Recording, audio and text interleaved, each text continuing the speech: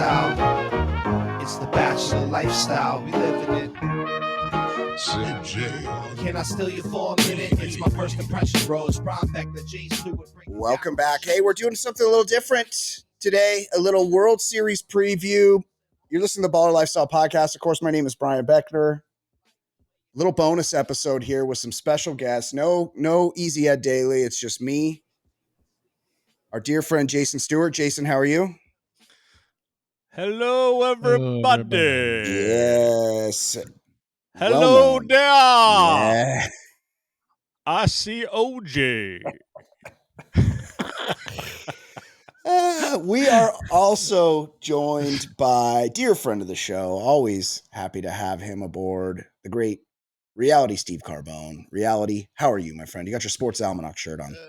Yeah, got my Sports Almanac shirt on. future. I wish I could have gone back to the beginning of the season, put some money on the Dodgers-Yankees World Series. Now there's no value now, but you last No. year, let's remember that you were an early adopter on the Texas Rangers and you won big money when they won the World Series. Nice job on that. Look, I usually don't bet baseball futures. Sometimes I do for over-under win totals for the season, but last year there was no rhyme. I didn't honestly think that the Rangers were going to win the AL pennant and the World Series, but I was like, hey, they got Bruce Bochy in. They've got a second year of Simeon and Seager. They're both going to be healthy. Bruce Bochy wins World Series. I'll just do it for fun. And I ended up winning. Obviously, they won the pennant and then won the World Series. The World Series bet won me $25,000. I was just like, this is a joke. I didn't even do a World Series bet this year. Coming off a year where I won a futures bet before the season started on the Rangers winning the World Series, I didn't even put one in this year because I was like, I'm never going to top that, so why try? You know, and if I would have put one in, I would have been looking for someone between 15 and 25 to 1, betting a 6 to 1 dog to it. It's just like, so I would have lost anyway because the Yankees and Dodgers were the two biggest favorites, I believe. Yes, I think you're right about that. And what do we think? So the Dodgers, we knew the Yankees game one starter was going to be Garrett Cole, Bruin. Yeah. Orange County guy, private school guy, Orange Lutheran, which is not all boys, but still child of privilege.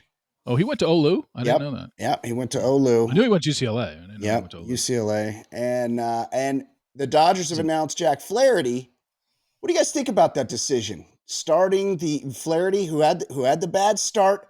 Obviously, this is a matchup play, right? I mean, go ahead. If I could give my 2 cents on Jack Flaherty, there's. Oh no.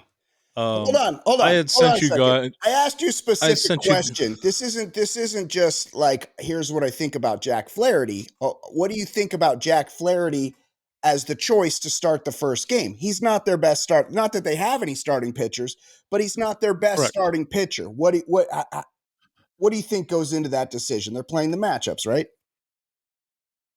Okay, and maybe he's their best arm available right now, but the Dodgers aren't looking at starting pitching as any kind of answer. No. Like the starter going 4 innings. I think Buehler went 4 innings in one of his last 2 starts, and it was looked upon as some massive grace of athleticism. Like they're looking for a couple to 3 good innings, and then they're just going to do the bullpen thing. This is their plan. So whether it's Flaherty or Yamamoto or Buehler, I think it's a relatively short leash every single game this series.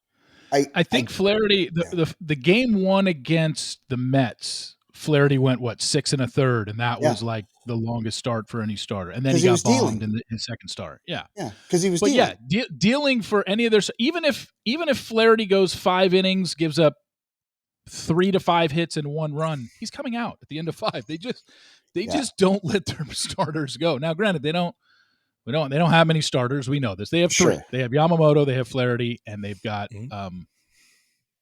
what's his nuts? Buehler. Yeah. Buehler. And, Buehler 1-6 with a 5.8 ERA since he came back this year. Yeah. Had 1 good start and 1 bad start so far in the postseason. And Yamamoto is just like, again, a 4 to 5 inning pitcher, no matter how well he's doing. Unknown quantity. They're just not going to test him.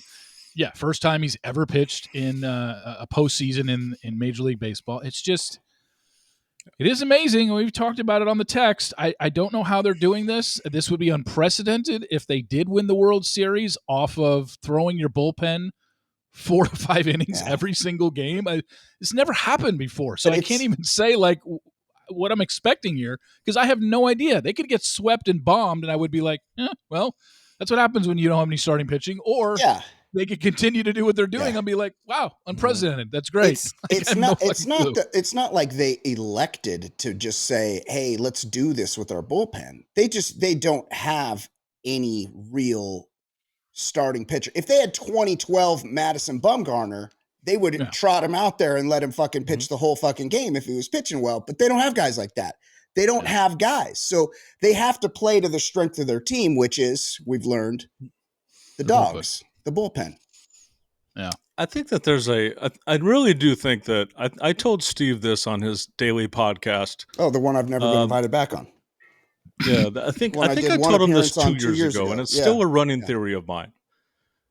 Andrew Friedman has been so hard up to win a championship on his own accord. In other words, what does that mean?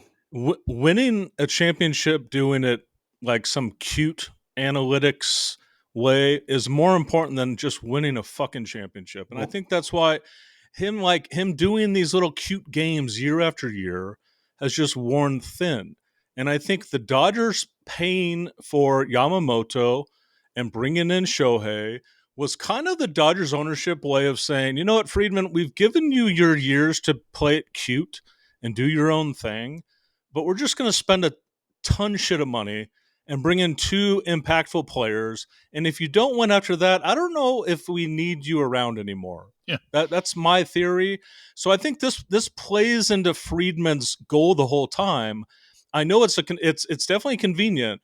It plays into his goal. I'm going to win it with a bunch of bullpen games. Nobody's ever done it before, and I'm going to be put on this pedestal. Not only did I win a World Series, but we didn't have a legitimate starter. What about the I mean, let's not forget they went out and spent $135 million on Glasnow too, and he would be a Game 1 starter in the World Series if he didn't blow his arm out. So yeah, it's fascinating to me because I honestly have no idea what to expect. They got by the Padres doing it, took them to 5 games. They Mets took them to 6. I don't know who's going to obviously win this, and we're not in the prediction game. That's bad radio, according to Jason. Bad radio. Don't predict it stuff. Talk about. I like the Dodgers. I like the Dodgers. Hate predictions. Yeah, I like the Dodgers in 6. One prediction I will make is I can't see this series going less than 6. It's got to come back to LA. I can't see someone winning this 4-1 or a sweep. I got to think this is coming back to LA, and someone's winning it in 6 or 7. I agree. They're too good a teams. They're the 2 teams that won the Dodgers won 98. I think the Yankees won 96. These are the 2 best teams in baseball. I didn't do the research on this particular topic, but I did on something else, which we'll get to. But I can't remember, because of the fickle nature of playoff baseball, and we've seen so many wild card teams get there. I can't remember the last time the 2 number 1 seeds made the World Series. No. It's probably been a while. Oh no. Yeah. I mean, that kind of it leads me to the topic of this. The ends don't really justify the means. In other words, the MLB playoffs are severely flawed from the get-go. And just because you have a couple number 1 seeds playing in the World Series, that doesn't mean that they can't make significant changes to the early rounds next year, notably, and these are just fixes that they can make without doing much. Reseeding after the first round and playing 7 games of a division series. Hey, if the LCS proved anything, is that the 7-game series allows you to pace yourself, take your time, and the best team will win. Dave Roberts punted games 2 and 5. I think that's pretty obvious. That was genius. He wanted to win the games, but he punted them. By a lot. If the game was close, he wouldn't have punted. But he fell behind by a lot, and he just. They have a philosophy. Philosophy that they're not going to try to pitch their way out of deficits. They're not going to burn their guys because they only have so many guys, and if they get behind, They're going to fucking just try to hang in there with Brent Honeywell, which has been an effective policy, or it's worked. Yeah. And it's going to work until it doesn't work. And that's, I take issue with Jason's point, because Andrew Friedman has a philosophy. His philosophy is not to win cute. He's got a philosophy that he thinks works better. And by the way, it's not the Andrew Friedman philosophy. It's the everybody but the Angels philosophy. Everybody plays exactly the same way. Everybody builds their team in exactly the same manner. And signing Ohtani and Yamamoto is not an edict from management. They were the two best players available that fit Andrew Friedman's philosophy. They work for what he's trying to do, and what he's trying to do is working. It's effective. So I don't think it's not like he's like, oh, let's be the 98 Yankees. Like it doesn't, baseball's just not played that way anymore. It's too competitive. Everybody's too on it, that you have to find angles to score more runs than the other guy, which is what the whole point of the game is. And it's been working. I think it's going to continue to work for 6 more games. I think, we can go round and round on this reseeding. I don't agree with that, but 7-game series, I think ultimately the better team will win out. Yes, you'll have some series, but when you look at it over the course of 162 games, there are plenty of teams that went 3-4 over a course of 7 games. So yes, It doesn't necessarily mean because you're the best team and the number 1 seed, you're going to win a 7-game series every time. But it does give you probably percentage-wise a better chance if every series is 7 games. The problem is, for sure, with the current format and the top 2 seeds in each league getting a bye, you can't have a 7-game series in the wild card round, because now if the wild card series both go 7 games, your top 2 seeds already are sitting out a week. The season ends on Sunday. The earliest those series start is Friday. Or no, Saturday they start. So they're automatically getting 5 days off. And that's on a 3-game series where all 3 games are played in the same location. And you're playing into November. If you go to a 7-game wild card series where there is 2-3-2 and travel in between game 2 and 3 and travel in between game 5 and 6, your top 2 seeds are literally going to be sitting out 10 days. You can't do it in the first round. Second round, yes. I think the LDS and LCS should be 7 for sure. But yeah. I don't know how you do it in the first round unless you stop giving buys in the first round and everybody plays, and then you'd be back on an even playing field because everybody's playing. And I've said this numerous times it worked out this year for the Dodgers and Yankees, but I think if you asked Major League Baseball players to be honest, I don't think they want to take 5 days off. It's just baseball players are used to a routine, and they don't. They probably would want to play. Season ends Sunday. Let's get right into a series on Tuesday. Yeah. And even if we had to, throw our best starter on Sunday to get into the playoffs, that's fine. We'll deal with it later. We just want to get in, and we'll deal with it. And I think the only way we get around not having a 3-game wildcard series is if they get rid of the buys. They would have to do that, and everybody starts playing the playoffs immediately. I don't think anybody's said we need to extend the series of the wild card. In fact, I've heard people say we should. You don't think to 5 games? We should shrink the wild card process. Those are kind of also rans. It just kind of made it into the playoffs, and it's good that they did it. Well, they did a 1 game. The problem is they keep winning World Series for a while. Like have it be 1 game. But then you're looking at, really, we played 162 games, and our season boils down to 1 game, and we're anything. Might as well just flip a coin. At that point, it's fine. Screw the wild card teams. Make it as hard for them as possible. Yeah. Burn your ace in the one important game, so you go into the 7-game series down an ace. But anyways, to kind of steer this back to the Dodgers, let me give you another one of my bottom line takes about the Dodgers. Please, hot take. Tommy Edman and Kike Hernandez. They have been an invaluable part of this team, and nobody saw this coming. I know Kike has had some success in the postseason last time. Friedman saw it coming. Right. I guess so. Because the Tommy Edman addition, out of all of them, I remember when we got him thinking, he's been a pretty good fantasy player for me. He's a Gold Glove like outfielder. He plays Gold Glove level. I know he plays a little short if we need him in second base. To think that he would be batting cleanup in the most important game of the season at shortstop and then deliver a 4 RBIs, double and home run. Like, to me, I don't like giving a lot of credit or props to Andrew Friedman. It's stuff like that. That little value add at the trade deadline that paid dividends, you have to give him a massive amount of credit for. But I don't want to give him credit for these little things that he does. We're never going to have a pronounced closer, and we're not going to have starters go more than 3 innings. Yeah. I'm not going to give him credit for that. The but I closer, will give him credit for the talent evaluation. The closer is over, Jason. The baseball who's the closer now? It doesn't matter. There isn't going to be, the Dodgers don't have one. No, in 2 years, no team's going to have one because it doesn't make sense to have one. Why would you save your best guy for the last 3 outs when you might need him against the top of the lineup in the 8th inning or the 7th inning? It actually makes no sense to have a closer. I need to know the last team that won the World Series without an established closer. The Rangers had this guy named Leclerc who got really hot in October, but at the very least, he was the guy that closed every game, right? Yeah. Like, sure. I don't remember the last team that won without one. Good. He only pitched well he pitched well in September, which made them say, okay, let's make him our guy for the postseason. But yeah, he was not. So this if you look at his stats, he was established in September as their closer. Yeah.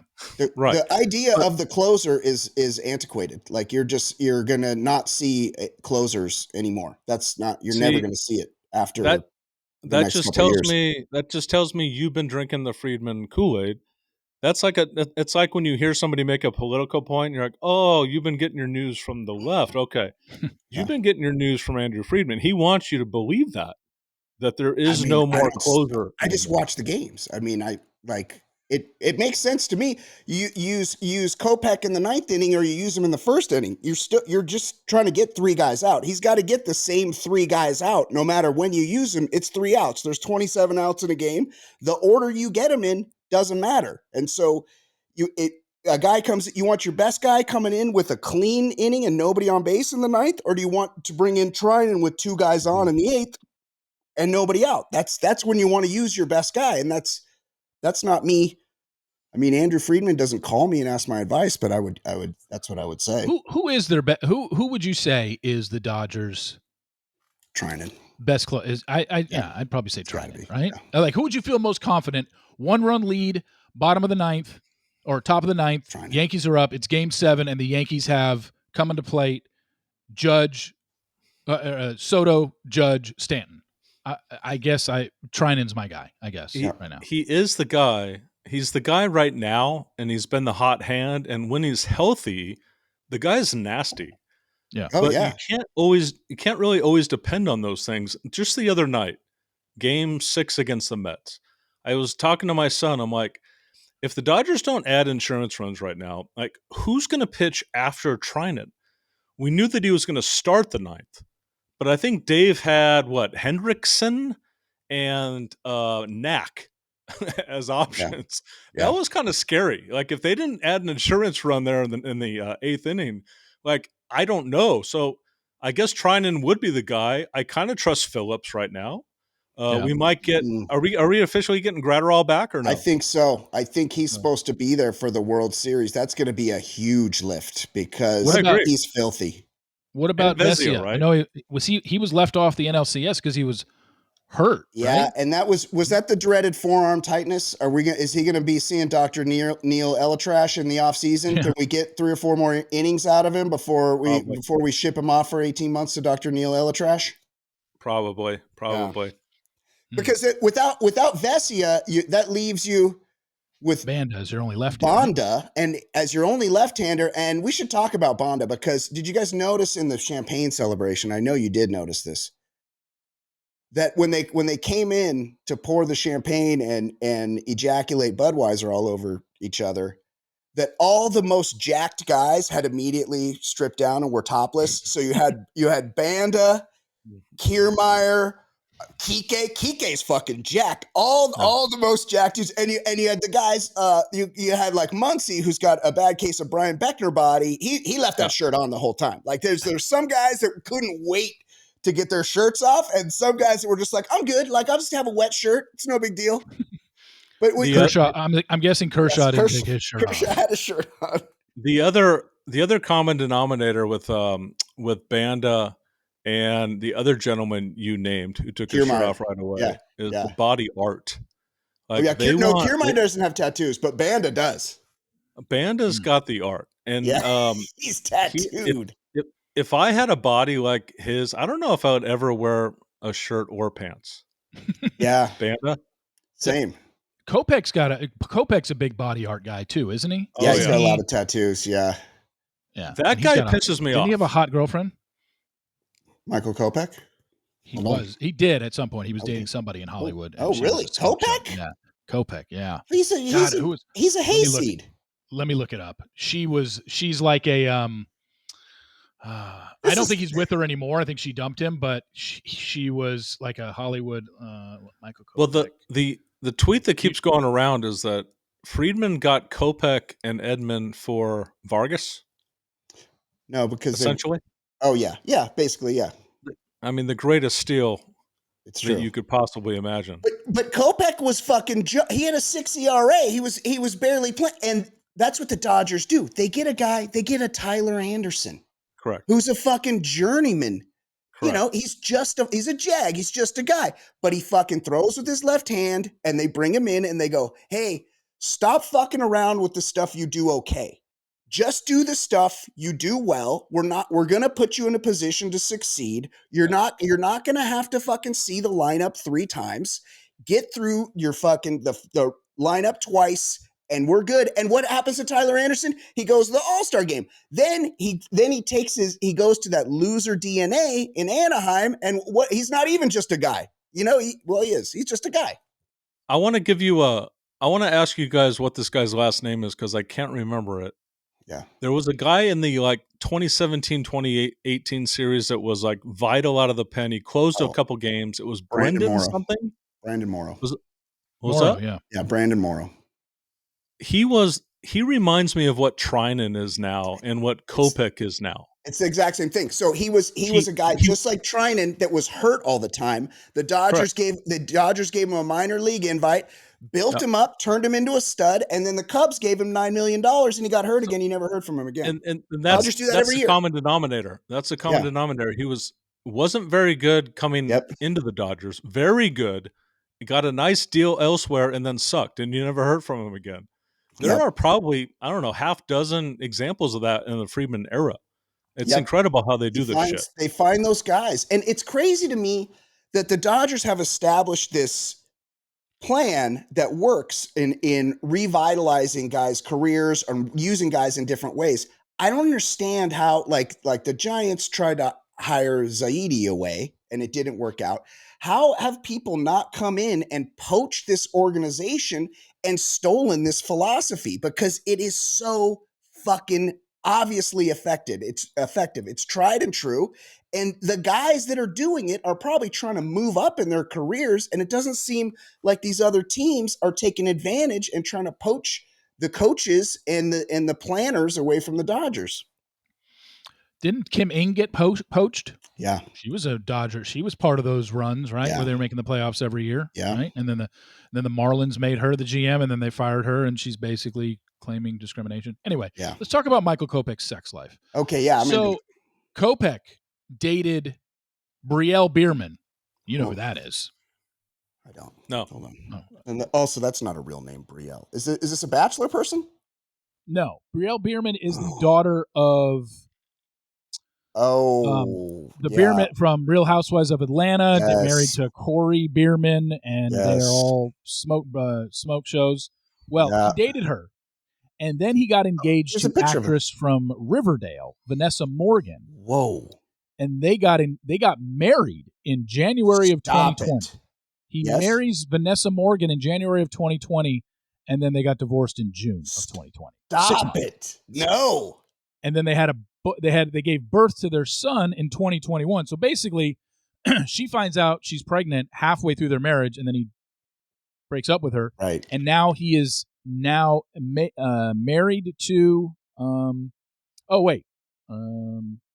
You'll love this, Stu. In May of 2022, during the baseball season, took a brief paternity leave from the White Sox Can you believe that? while he attended the birth of his second child by No his new sense of girlfriend. duty. No sense of duty. Fitness No honor. instructor Morgan Udy, and as of August 2023, they were engaged and expecting their second child. Wow. So, Wow. Just quickly back to my paternity leave take. For the listeners who haven't heard this, I grew up in baseball. I grew up playing it, coaching it, following it. It was a known thing that if you're a professional ball player, you have babies in the off season. You plan your pregnancies and babies for the off season, and it was looked at as a weakness the entire time until this kind of recent culture of softies the last 15 to 20 years came around. I guarantee you this is easily debunkable what Jason I know you guys don't have time to Google it all. Yeah, like when Pete Rose Jr. was born, there's I guarantee you most of these guys were born during the season. The season's 9 fucking months long. So is it about having your child being born during the season or leaving your team to witness the birth? Because I'm guessing babies were born during the season. I'm guessing Pete Rose definitely did not miss a single out of the game because he's dead. That Pete Rose Jr. was born. I believe Cal Ripken was one of his children was born on an off day, so he could keep that stupid streak alive. Was it Costner's baby? No, I don't think it. No, that was a different thing. That was a rain out. Yeah, the rain out because it was electrical problems because that's right. He got caught with another woman and his wife went ham. No, and it's the other way around. His wife got caught with Costner. So he called the Orioles and said, "Postpone this game. I don't want my streak to end." Yeah. He had that kind of juice. Okay, so let's get to my research. This will be good. Okay. This is all numbers stuff. You'll like this. So we know the Dodgers and Yankees haven't played each other in the World Series since 1981, which is kind of fascinating to me because these are the two most storied franchises in all of baseball. So I was like, well, how many chances could they have had in these 43 years? Oh, I love this kind of shit. So in the 43 years, I'll have you guys both put in a guess. In the 43 years since they last played in 81, how many times did the Dodgers and Yankees both make the playoffs in the same year? Out of 43 years to where it could have possibly happened. I'm going to say 12 times out of 43. Stu? Okay. Just make the playoffs. Just be one of the playoff teams. Yes. But they both had to make it in the same year, so they could have possibly ended up playing in the World Series. I mean, I definitely will say, I'll say 10, but I definitely want to point out the 2017 year where the Astros cheated the Yankees from making the World Series against the Dodgers. I don't take my jersey off. I have new tattoos. Yeah. Did you have to use that Latino accent? No, that's an Irish guy. Oh, okay. Okay. Yeah. See, you guys, when I saw this, I was just like, Dodgers, Yankees, dominant franchises. Yeah. In my head, I was like, it's got to be half. No. It's got to be 20 to I was thinking 20 to 25 times same year. But you guys nailed it. It was right in the middle of you two. It's only 11. Wow, that's pretty in close. 43 years. They both made the playoffs in the same years, which is still what was Jason's, mind-boggling. What was Jason's guess?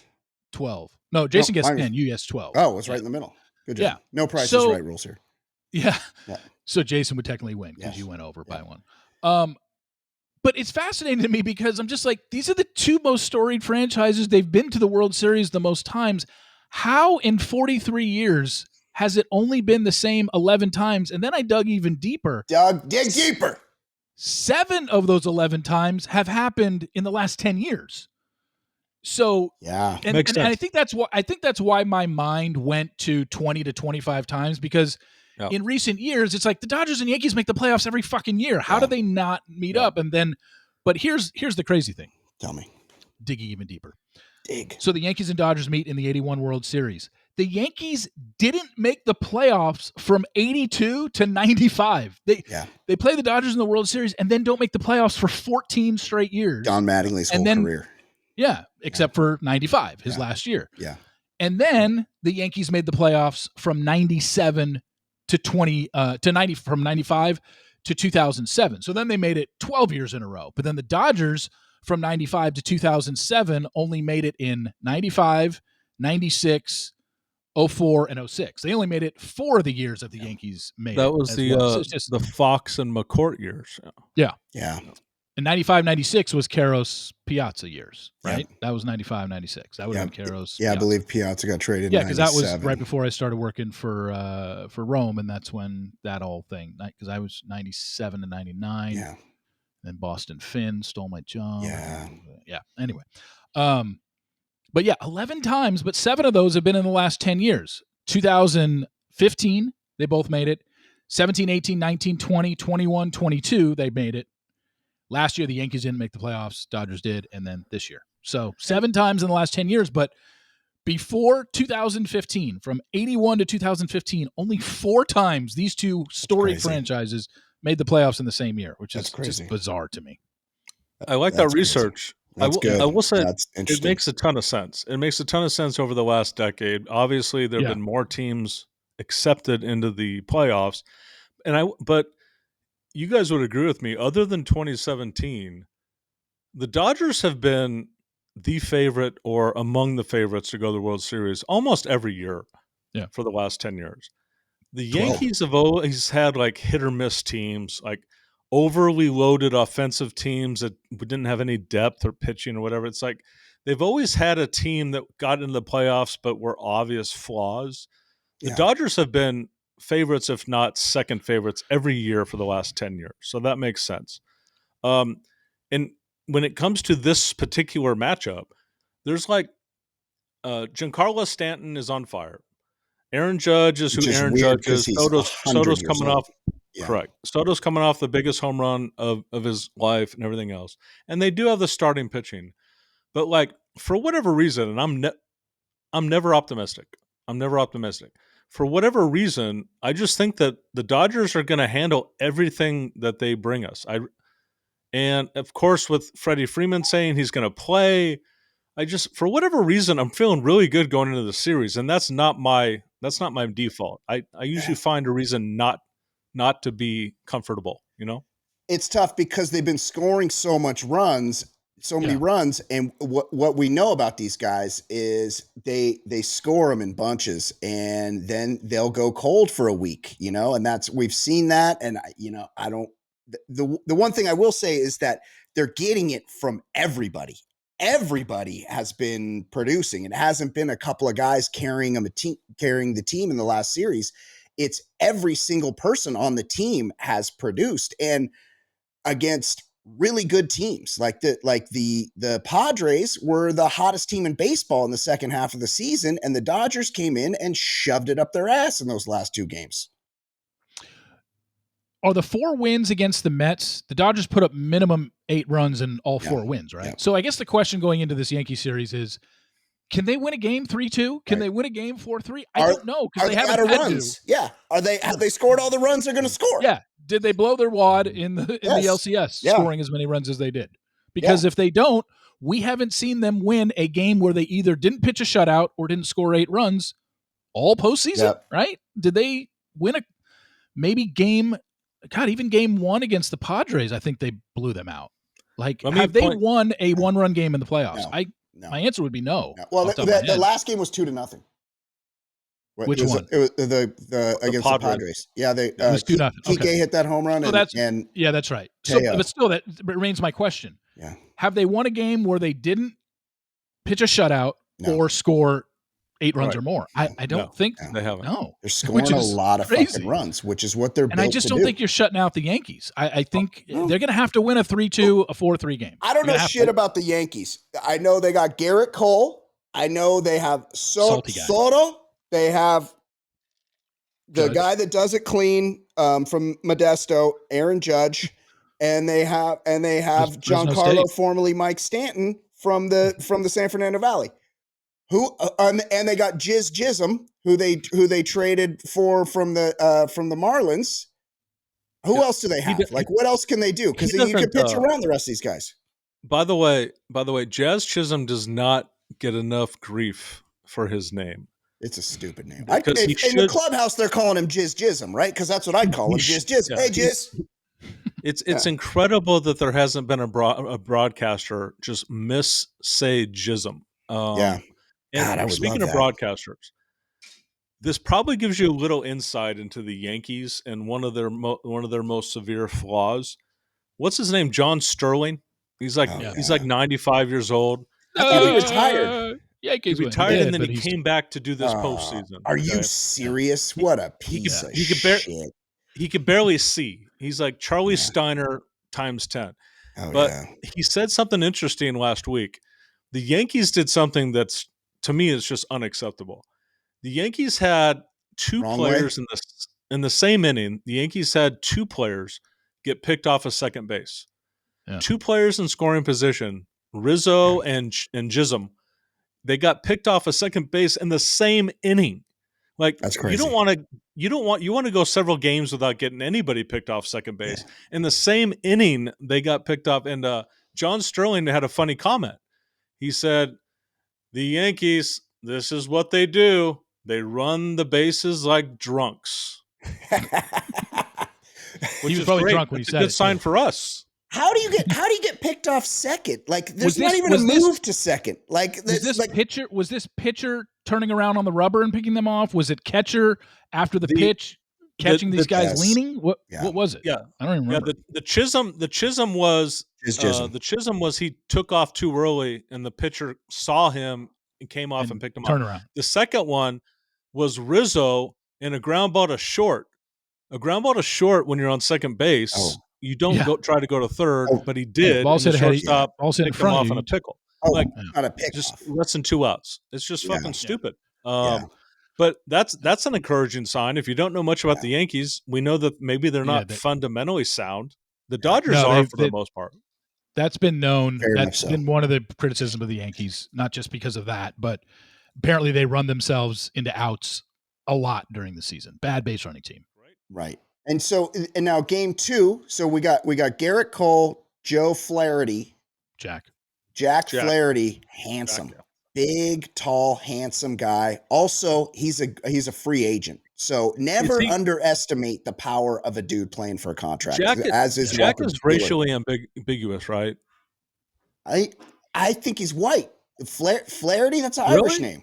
Yeah. See, he is Tommy kind of Edmond. Tommy Edmond is half He's Korean. Asian. He kind of Yeah. looks racially It's the same. ambiguous. I'm getting the same vibe with he's half Flaherty. Korean. Yeah. Oh, you're saying that Flaherty might be half Asian. Or quarter something. He doesn't look Caucasian fully. Right. And I don't get care what you're if saying. that sounds racist. It doesn't. It doesn't. Question. So game 2, we got to expect that's going to be Yamamoto, right? We got Yamamoto going in game 2. Who's going in game 2 for the Yankees? Who's their lefty that they got from the White Sox via the Giants? Oh, Is that Rodon the guy? is going. No, Yeah, Rodon is that's going. not a guy. That's Okay, that's who Van Dam fought in the Kumite.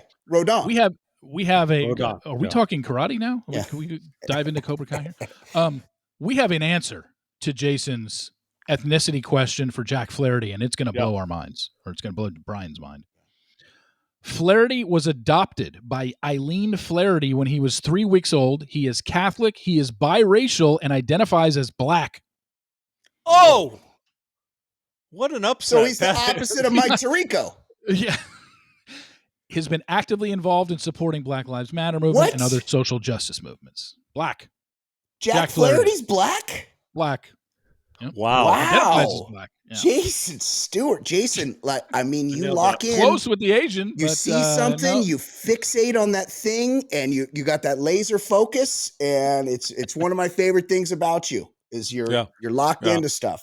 You just mixed up Asian with black is what you did. Yeah, well, very close. Very close. Yeah. I wouldn't have guessed he was black. Very close. But now that I read that on his wiki, I remember some feature being done on him when he was having a great run with the Dodgers. And I remember now seeing that story about the adoption. Yes. And him identifying. Yeah. So he's the baseball version of Colin Kaepernick, because when you're adopted, that racial question you don't is know. up in the air. Well, that's Mike Tirico says he's Italian because he's adopted. He does? Yeah. Yeah. He's like, I'm Italian. And I got to take him at his word. He likes to grope. I don't think that's open for debate. He likes a good groping. Oh, he'll get down on Yeah. there for you. Yeah, I didn't know that. But so, wow. And then game 3 in New York, we got to expect that's going to be Bueller. With all the playoff experience going on the road, you're going to start Bueller in that game. Unless you're going games 1 and 2 go so well, are you going to come out and just try to throw a bullpen game just to be cute? Jason Stewart thinks Andrew Friedman just likes being cute.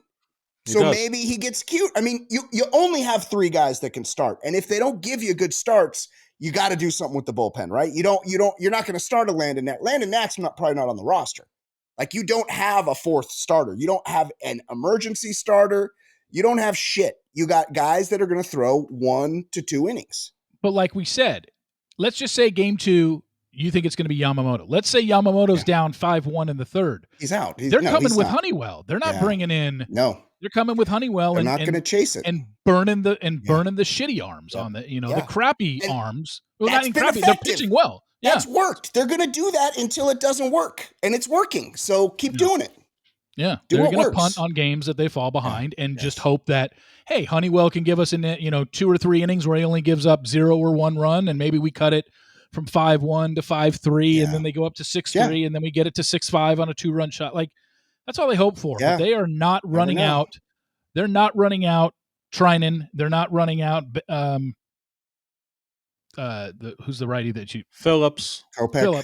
Yep. When they're down 5-1. It's just not happening. I have no faith in Phillips, by the way. He was when he was their closer 2 years ago, I did, but he's been circling the drain. Also, he's pitched well this postseason, hasn't he? Doesn't he have good numbers this postseason? Why is he 61 years old, by the way? I look at this guy's face and I'm like, how's this guy in the league? He's older than Joe Niekro at this point. Like, how are we still dealing with Evan Phillips at this point? He's got bad genes.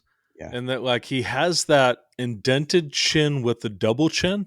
Oh, an ass chin. And he's only like 25 years old, but he looks like he's 42. Stop it.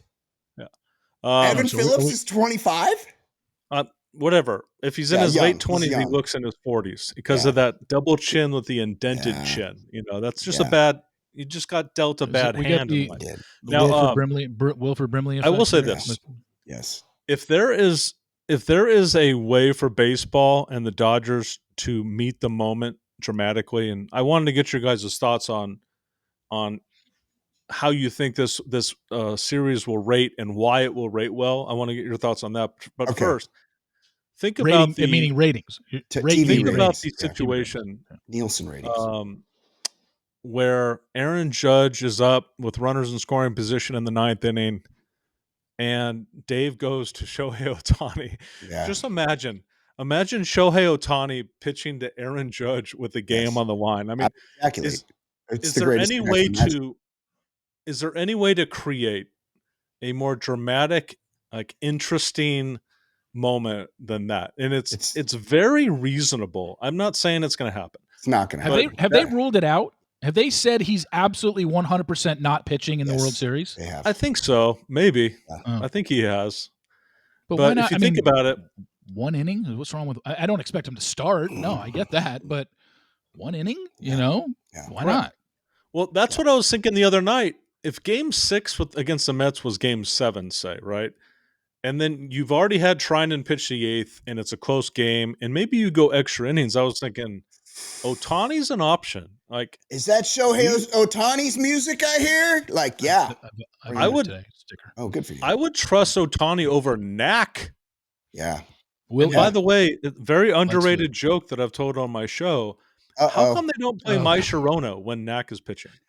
You've told that joke to me many times, and I like how you underrate it to yourself. No one has rated it high or low. You've just decided that you haven't gotten enough credit for it, so you're saying your joke is underrated, which I appreciate. I like that about you.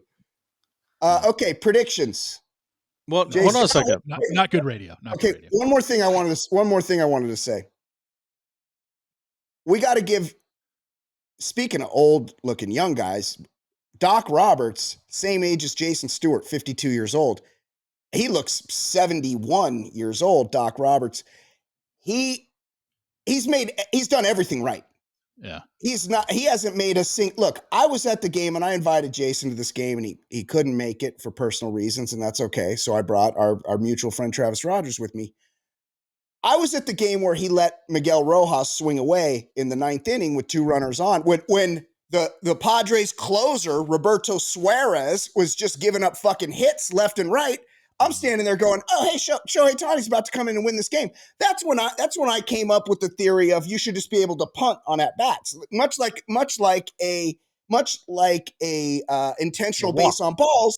Yeah, and you should be able to walk up and go and just have Miguel Rojas go, I'll take 3. He's out. 3 strikes. Go sit down. Yeah, I'll take 3 strikes. But Dave Roberts allowed him to swing away after showing bunt for reasons unknown. And a triple play was turned 100 feet in front of my face. So incredible that I couldn't process what was happening in front of my eyes. Ever since then, Doc Roberts has only made good decisions. He's done everything right. When can we expect him to fuck up, or has he learned? Will he continue? Which is crazy because in the previous 2 postseasons, people were calling for his head. Including and me. I think honestly, if let's just say he lost Game 5 to the Padres in the LCS, is he back? Is he the Dodgers manager next year if they lost for the 3rd straight year in the LDS? I think so. I don't know. No, how do you fire a manager who's been in the playoffs all 9 years he's been manager? 8 of those years he won the division, and the 1 year he didn't win the division, they won 106 games. But the Giants won. Here's the thing about managers: there's no fucking point in having one. They don't do anything. But what they do is they keep the guys motivated, and to a man, until Justin Turner eventually becomes who's the heir apparent, eventually becomes the Dodgers manager, or maybe he gets a cup of coffee with some other team first. Doc Roberts is beloved by the players, and he executes the plan of the franchise. So why would they fire him? He does exactly what they want him to do, and the guys fucking love Doc. They love the guy. It would be the greatest resume for any manager ever fired. Oh yeah, I would think. Yes, well, absolutely. First and foremost, you can't beat that. Yeah. First and foremost, you guys are the same age. I know, it's crazy. You can't call him Doc Roberts. You can't call him Doc Roberts. He's either Dave Roberts or he's Doc, because the Doc is from the DR. The DR. Oh, doctor. So you can't call him Doc Roberts. Jason. He's either Dave Roberts or he's Doc. Doc is from the DR. Dave Roberts, DR. Doctor. Okay. Jason, the stuff you pick up, like you're so mentally attuned to very few things, but the certain things that you are aware of, you're fucking so aware of that shit. Good for you. I just don't want the listeners to be screaming at their devices right now. I wanted to make sure you got corrected. I didn't even know Doc was a nickname for him. I'm not going to blame Andrew Friedman for everything the past 10 years. Yeah. And then all of a sudden give Doc Roberts, as Brian calls him, credit. Yes. I've always said, Dave Roberts. Yeah. And I think I said this on the Daily Sports podcast with Reality Steve. Oh, the one I've only been invited on one time 2 years ago. Correct. Yeah. Dave Roberts has not been fired up until now because he's simply taking orders. Everything he does, he's taking orders. He's a company man. You can't fire the guy that's taking orders from you. They weren't going to fire him before they signed Shohei and Yamamoto. So I'm not going to give him all the credit for what he's done this postseason. I will say this. The Dodgers collective, whoever he's taking orders from, they're making all the right moves. And I guess Friedman has put Roberts in this position to take the credit in these positions and to take all of the shit the last 3 years. Yeah, that's on Friedman. He's kind of put Dave in that position. That's part of his salary. So to answer your question, though, Steve, if they would have lost to the Padres, your question? Yeah. If they would have lost to the Padres, I think Friedman has to fire Dave to just be like, we have to do something to change it up. We spent money on Shohei. We just have to bring in what's that douchebag's name from the Giants? Gabe Kapler. No, we're not bringing in him. He's got roses tattooed on his hand. Like we're bringing in that guy. He's a Valley guy too. No, we're not. No, we're not bringing Justin Turner's the guy, and now he's going to be, assuming he retires, like he's the heir apparent. And Doc, Dave Roberts has said as much. Like this guy, I'm just holding the spot till this guy's ready. So JT, what do you think about my Fullerton. thing? Don't give too much credit to Dave because he's just taking orders. Just like I agree. We shouldn't have fired him the last 5 years because he was just taking orders. Yeah, except when he when you keep losing and keep falling short of expectations, then it just becomes the definition of insanity. Keep doing the same thing over and over, expecting different results. Yeah. They would have had to have made a change at some point, but how many would you have given him? How many more years of losing in the either LCS or LDS or LCS would you have given that guy, even though he keeps giving you the best record in the regular season, winning division titles? I mean, you can't win the World Series if you don't get to the playoffs. He's given them a chance every single year he's been a manager. 9 years he's been the manager, and he's made it to the playoffs every year. Like, you can't complain about that, but when your expectations are so high because you have the second or third highest payroll every year, at some point you would have had to have made a change. It's working. Yeah, but, Okay. Let's wrap it up there. Do we want to, Steve, you want to give us a prediction? Bad radio. Yeah. I mean, look, I want the Dodgers to win. I'm a Dodger fan. I mean, you were going pretty hard for the fucking Padres behind the scenes here. I was getting offline texts from Reality Steve saying he liked the Padres to get it done. I was betting with my certain games. I was betting with my head and not my heart. That's right. I want them to win. I would like to see them win. I would like to see them win back in LA, game 6 or 7. I would like to see it be dramatic. I mean, look, I'm not going to complain if they win game 6 or 7 and win the World Series 10-5. Yeah. But I want to see something dramatic happen. I want a Shohei Ohtani home run in the bottom of the 8th or bottom of the 9th, or a Mookie home run.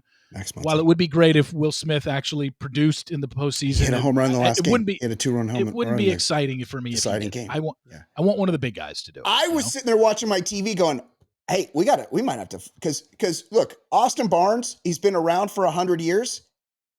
He's a professional hitter. He comes in, he gives you a major league at bat every single time. And Will Smith has been grounding into so many double plays. You're like, he's actually not giving us a professional at bat. And as I was saying that, he hit a 2-run home run. So, maybe he's back. Jason Stewart, you don't like giving predictions, but I assume you want the Dodgers to win. You predict that the Dodgers will win. And you're hopeful that they don't do it in a cute way, right? Because you don't want to win cute, whatever that means. Well, cute is without an established closer and with your starter not going more than 3 innings. But I think that's the only way the Dodgers are going to win this season. I'm looking at November 1st. Is that game 6? I think November 6th. That would be, first. Yeah, because I'm assuming Friday. Yeah. 3 days. Friday, Saturday. 3 days before Election Day. I have a feeling the Dodgers are going to be ringing the bell. I think they're going to be cracking the champagne. Give me game 6.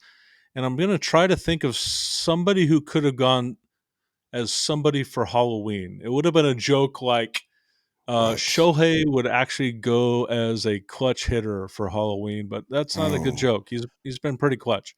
This is what Joe Davis is going to say? Yeah. Like, you're predicting the call? No, this isn't Jim Nantz calling the... Yeah. Joe Davis is going to go as a straight guy as he calls the final out of the World Series. Jason. We should have Joe Davis is gay? He's not. He's married. He's a fan. Joe Davis is the fucking man, by the way. He's so great. Good. He's is. Like I've never heard he's a young guy. I don't know why people, and look, everybody has, especially when national broadcasts, they think the analysts are against their own team. Well, Smoltz I don't think Smoltz is terrible. He's just not, he doesn't get excited about anything. He's just very monotonous. But his analysis of a baseball game, dude, he was one of the best pitchers in the history of baseball. Don't tell me he doesn't know anything about baseball. He's excellent on his analysis. He just is so. I mean, he's very Jay Stewish with his delivery.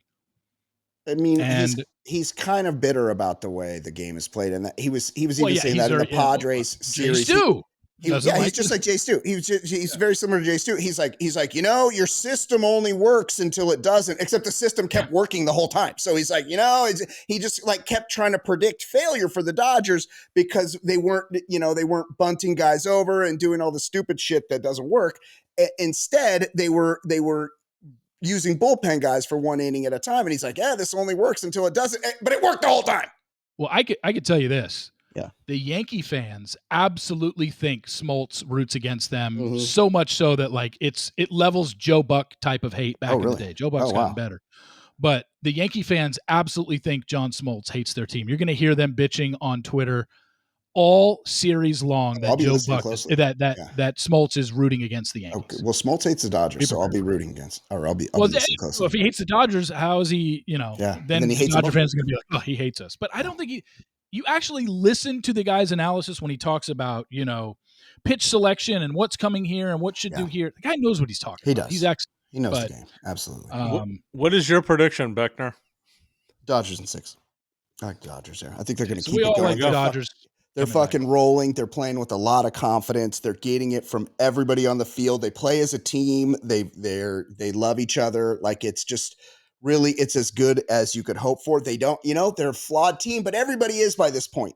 They're going to have to outscore these guys, and I think they're going to. Okay, question. Okay. 2 questions. All right. Short question. And we got to wrap up. Number 1, if they win it all, are you at the parade? Yes. Jason? You are going. I'll go. Yeah. Number 2, if they win it all, how much fellatio does David Vassegh perform in the locker room? Wow. You're making Jay Stu uncomfortable. Come on. I love Vassegh, but come on now. I'm not uncomfortable. Dave gets paid by the same people I do. Dave gets paid by the same people I do. I like Dave, but he's a little too friendly for my taste. He's a homer. Big fan. He's a homer. Big fan. He works on the Dodger postgame show. Of course, he's going to be a homer. Big fan. This is my question. My question to you guys is this: if Smith one, if the Dodgers cash this one in, does it legitimize 2020 a little bit more? Because I'm in the camp that the 2020 series was an anomaly. It doesn't count. That Friedman needs to win a full season. Does it make 2020 a little bit more relevant or I don't think validated? I don't think it does anything to 2020 season. I just think Friedman finally wins. Like Friedman can't have 2020 as his only World Series win. Yeah, he needs to win a full season. Correct. World Series. I agree, and they've been to 4 out of the last 8 World Series, and let's not forget that they lost. The Astros and the Red Sox were both cheating when they lost, and the Red Sox kicked the living shit out of them. So maybe it didn't even matter that they were cheating. Steve Pearce was fucking out of his head for some reason. Fine. But the Astros, they win that World Series. It goes 7 games. Fucking, was it game 5 when Kershaw didn't get a single swing and miss? Like, come on. Yes. That's right. They won game 7 in LA, right? Yeah, they won game 7 in LA, yeah. Darvish pitched 7. Yeah, they teed off. Oh, yeah, that was when they thought that they had Darvish figured out. He was tipping his pitches. He was tipping his pitches. Okay, let's wrap it up there. Fantastic work as always. Hey, let's see how this goes. Maybe we reconvene mid series next week and talk about what's happened. Yeah. See how things are going. See how our predictions went. Absolutely, predictions.